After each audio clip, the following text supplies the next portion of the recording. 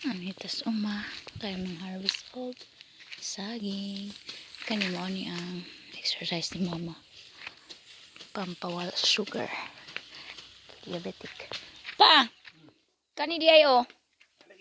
Kani ba putla daan kay para makatuloy ang tagok. Ang matulmig saging. Tada! Una ka na lang dito sa ubos.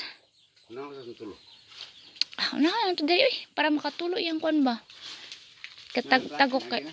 Ito na karon lang. Siya man daw tigputol ako tigakot. Di saktong has kang sakto ha.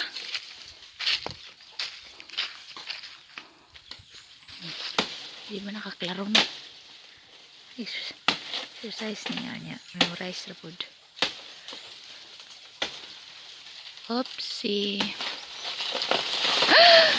Ay, patay na bundak, oy.